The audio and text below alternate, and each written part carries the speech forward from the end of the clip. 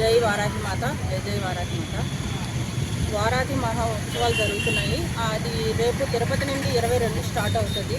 22 start అయ్యి last 28 ఇక్కడ programme ఉంది. 8 గంటలకి అనకాపల్లి స్టార్ట్ అయ్యి మొత్తం ఊరేగింపుతో సాయంత్రం 5 గంటలకల్లా ఆర్కేబీచ్ దగ్గర చేరుకుంటుంది. అక్కడ యాగం, అమ్మవారి ప్రయోజనాలు అవి ఉంటాయి. మిగతాది సార్ చెప్తారు. పర్మిషన్స్ అన్నీ వచ్చాయండి. జీవీఎంసీ పర్మిషన్ వచ్చింది, పోలీస్ డిపార్ట్మెంట్ నుండి పర్మిషన్ వచ్చింది. జై శ్రీరామ్. ఈరోజు ఇక్కడ మాకు అందినటువంటి సమాచార ప్రకారం శ్రీ శ్రీ శ్రీ మహారుద్రస్వామి వరాహ ఉపాసకుల వారు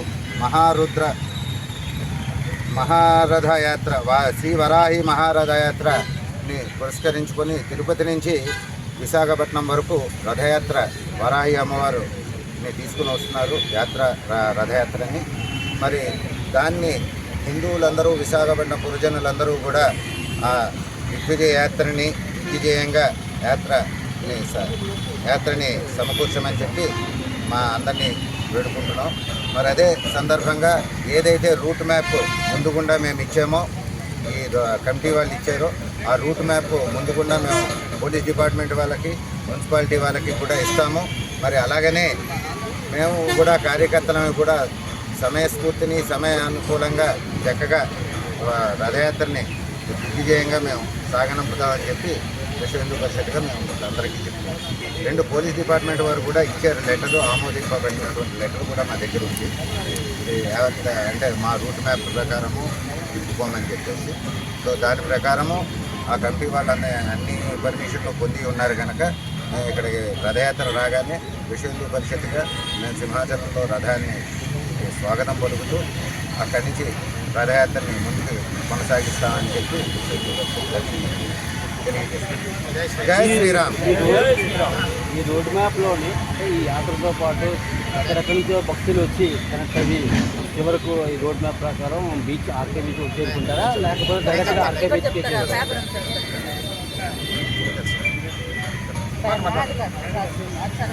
అందరికీ నమస్కారం అండి.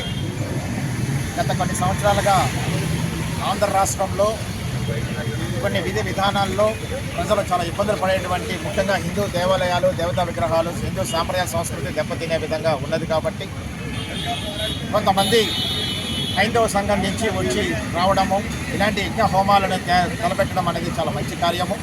అందులో ముఖ్యంగా ఈరోజు మహారుద్రస్వామి వారు తిరుపతి వాస్తవ్యులు, శ్రీ సాక్షాత్తు వరాహి అమ్మవారి తాలూకా ఆయన ఉపాసకులు అయినటువంటి శ్రీ మహారుద్రస్వామి వారు ఈరోజు తిరుపతి నుండి విశాఖపట్నం వరకు వారాహి అమ్మవారి యొక్క రథయాత్ర అనేది చేపట్టడం చాలా శుభసూచకము.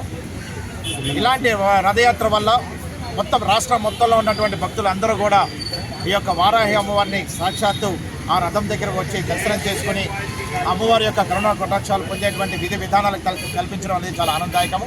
ముఖ్యంగా విశాఖపట్నానికి వస్తే ఈ విశాఖపట్నానికి శ్రీమతి కళ్యాణి గారు ఈ యొక్క వారాహి అమ్మవారి తాలూకా రథయాత్రకి కన్వీనర్గా ఉన్నారు. ఆవిడ స్వయంగా ఈ యొక్క పర్యవేక్షణ చేస్తున్నారు. ఈ వారాహి అమ్మవారి యొక్క రథయాత్ర పర్యవేక్షణ చేస్తున్నారు. అందులో అన్ని రకాలైనటువంటి పర్మిషన్స్ తీసుకోవడం జరిగింది. ఇది ఈ యొక్క పర్యవేక్షణ రథయాత్రలో మనం విశాఖపట్నం అంటే ముఖ్యంగా స్టీల్ ప్లాంట్ గాజువాక నుంచి ఈ యొక్క రథయాత్రని ఈ కన్వీనర్ కళ్యాణి గారి ఆధ్వర్యంలో తీసుకుంటారు. అక్కడి నుంచి కరాస, ఎన్ఏడి తర్వాత మళ్ళీ గోపాలపట్నం, బాజీ జంక్షన్, నాయుడు తోట, వేపకుంట, అక్కడి నుంచి గోసాల నుంచి డైరెక్ట్గా ఆ యొక్క సింహాచలం వెళ్ళి మళ్ళీ అట్నుంచి మళ్ళీ వెనక్కి వచ్చి ఈ యొక్క కరాస, ఈ యొక్క అమ్మవారి ప్రతి ఒక్క అమ్మవారి దేవాలయం దగ్గర కూడా ఈ యొక్క రథాన్ని ఆపి 1-2-5 నిమిషాలు ఆ రథాన్ని ఆపి అమ్మవారికి హారతినిచ్చి భక్తుల యొక్క సౌకర్యార్థం, భక్తుల యొక్క వాళ్ళ యొక్క ఆలోచన ప్రకారంగా అమ్మవారికి ఈ యొక్క హారతి కార్యక్రమాలు, ప్రసాద వితరణ జరిగి లాస్ట్ విశాఖపట్నంలో ఉన్నటువంటి ప్రముఖ కాళీమాత టెంపుల్ దగ్గర ఈ రథయాత్ర అనేది ముగింపు జరుగుతుంది. అది వెంటనే అక్కడ లోకల్గా ఆర్కే బీచ్లో ఉన్నటువంటి హోమాన్ని, యజ్ఞాన్ని తలపెట్టి అసలు వారాహి అమ్మవారి తాలూకా వ్యవస్థ ఏంటి, అమ్మవారి తాలూకా ప్రత్యేకత ఏంటి, అమ్మవారి యొక్క మహిమ ఏంటి, ప్రతిదీ కూడా ఈ యొక్క మహారుద్రస్వామి వారు దీన్ని వివరిస్తారు. 50 మంది భక్తులు కూడా విచ్చేసి ఇది చాలా చక్కటి రథయాత్రగా మేమందరం కూడా భావిస్తున్నాము. వారాహి అమ్మవారి యొక్క ప్రతిష్ఠిత ఈ రోజున చాలా ఇంపార్టెంట్ ప్రతి ఒక్కరికి కూడాను.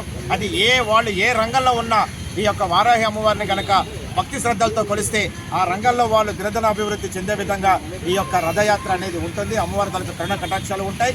ఎవరైనా సరే ప్రతి ఒక్కరికి తెలుసు ఇది ఉచితంగా అనేది వాళ్ళు పెట్టడం అనేది జరిగింది. అందరూ కూడా పాల్గొనవచ్చు, ఈ అమ్మవారి యొక్క మహిమ గురించి తెలుసుకోవచ్చు అని చెప్పేసి తెలియజేస్తూ ఇంత చక్కటి రథయాత్ర మొదలుపెట్టినటువంటి మహారుద్ర స్వామి వారు, అలాగే వాళ్ళ తాలూకా సంఘానికి సంబంధించినటువంటి వాళ్ళు, అదే ఇక్కడ ఉన్నటువంటి కన్వీనర్ అయినటువంటి కళ్యాణి గారు, ప్రతి ఒక్కరికి కూడా మేము అభినందనలు తెలియజేస్తూ ఈ యొక్క 28 సాయంత్రం సుమారు మనకి 3:30-4 గంటలకల్లా విశాఖపట్నం చేరుకుంటుంది. అక్కడి నుంచి ఈ రథయాత్ర మనకి ఇక్కడ కాళీమాత టెంపుల్ దగ్గరికి ముగిస్తుంది. 5 గంటలకల్లా మేము అనుకుంటున్నాము. 5 గంటలకల్లా సమయానుస్ఫూర్తిగా వచ్చే విధంగా మేము కూడా ప్రయత్నం చేస్తాము. ఆయన వెంటనే హోమాలు చేయించి ఒక 2 గంటల పాటు అమ్మవారి యొక్క హోమం జరుగుతుంది. ఆ తర్వాత స్వామివారి యొక్క ప్రసంగం ఉంటుంది. భక్తులకి ప్రసాద వితరణ అనేది చేసే విధంగా ఉంటుంది. ఇంత చక్కటి యొక్క రథయాత్ర తలపెట్టినందుకు కళ్యాణి గారికి ప్రత్యేకమైన హైందవ సంఘానికి అభినందనలు తెలియజేస్తూ ప్రతి ఒక్కరు కూడా పాలు పంచుకొని ఈ చక్కటి రథయాత్రని చాలా చక్కగా దిగ్విజయంగా మనం చేకూర్చాలి. అందరూ కూడా హ్యాపీగా ఉండాలని, సంతోషాలతో ఉండాలని, అమ్మవారి కరుణా కటాక్షాలు ఉండాలని మనస్ఫూర్తిగా కోరుకుంటున్నాం. జై హింద్, భారత్ మాతాకి జై.